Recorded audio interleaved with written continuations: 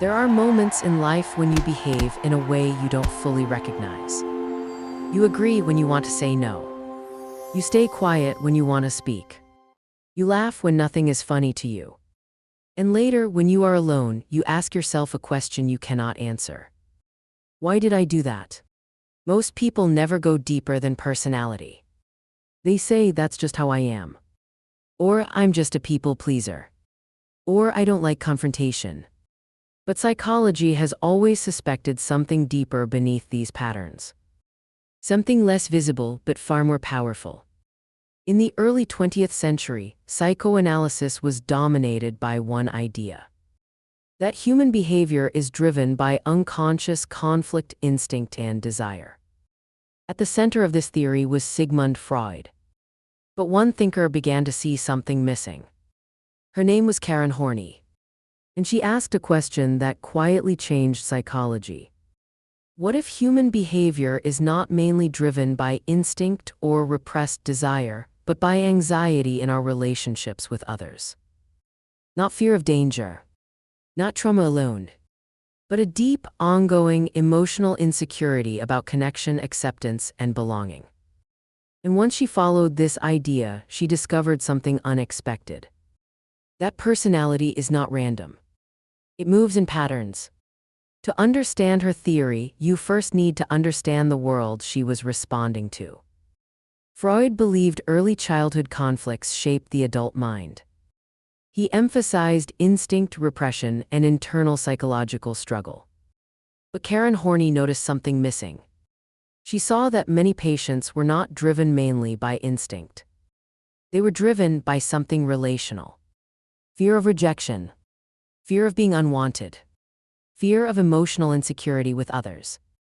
She called this foundation basic anxiety. Basic anxiety is not loud. It does not feel like panic. It feels quiet. A sense that the world is not fully safe. That people may not be reliable. That love or approval can disappear at any moment. And from this feeling, personality begins to form. Not as a fixed identity, but as a strategy for survival in relationships. Karen Horney identified 3 main coping strategies. These are not conscious choices. They are emotional directions the mind learns to take. She called them moving toward people, moving against people, and moving away from people. At first, they sound simple, but they explain almost every human relationship pattern. Moving toward people is the strategy of connection. These individuals seek safety through closeness. They become agreeable, helpful, and accommodating. They avoid conflict and focus on maintaining harmony. On the surface, they appear kind and cooperative. But underneath, there is often a fear. If people are not pleased with me, I might lose them. So the personality adapts. It learns to suppress disagreement, to avoid tension, to maintain approval. This is what people often call people-pleasing. But in Horney's view, it is not weakness. It is protection. Moving against people is the second strategy. This is the direction of control. Instead of seeking safety through closeness, the person seeks safety through power, achievement, or dominance. They compete. They assert themselves. They resist vulnerability. On the surface, they may look confident or strong. But underneath, there is a similar fear. If I am not powerful, I will not be safe. So life becomes competition. Relationships become tests. And emotional openness becomes dangerous. This strategy protects anxiety by turning it into control. But it often creates distance from others. Moving away from people is the third strategy. This is withdrawal. Instead of seeking closeness or control, the person reduces emotional involvement. They become independent, self-contained, detached. On the surface, they may seem calm.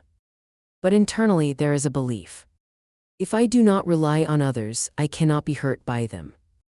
So they create distance. Not always physical, but emotional. They rely on themselves. They limit closeness. But this also has a cost.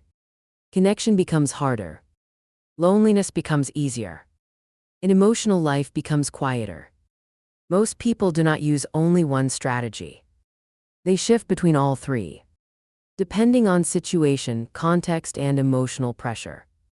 Because anxiety is not fixed, it adapts, and personality adapts with it. But Karen Horney went further. She argued that over time, people build an idealized self-image. This is not who they are. It is who they feel they must become to feel safe. The successful one, the strong one, the kind one, the independent one. And slowly, they begin to chase this image. Not just out of ambition, but out of emotional necessity.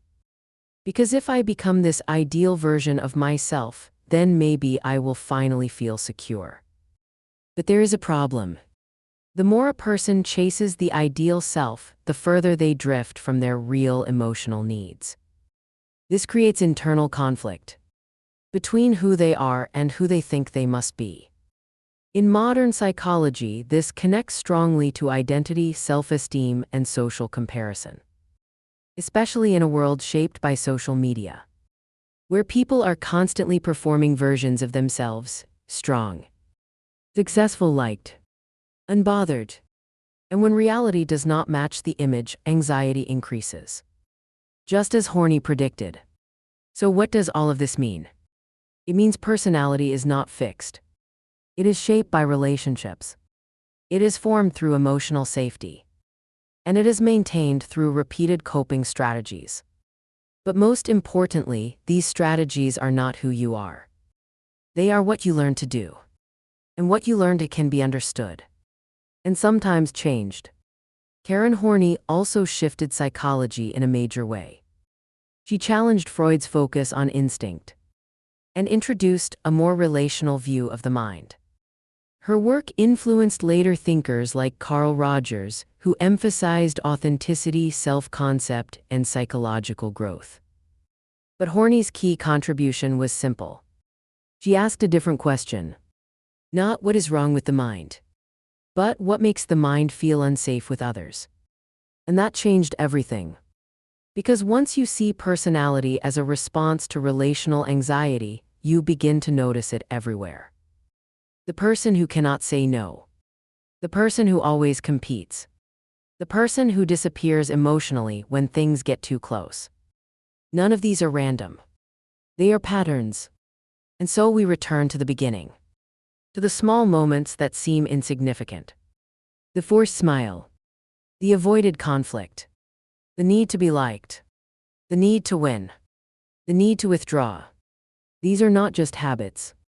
They are answers to a deeper question. Am I safe with others? And depending on the answer the mind has learned, it chooses a direction, toward, against, or away. But here is what changes everything. Awareness breaks the pattern. Because once you can see the strategy, you are no longer fully controlled by it. And that is where change begins. Not by becoming someone else, but by understanding why you became who you are. And when that understanding begins, the pattern is no longer invisible.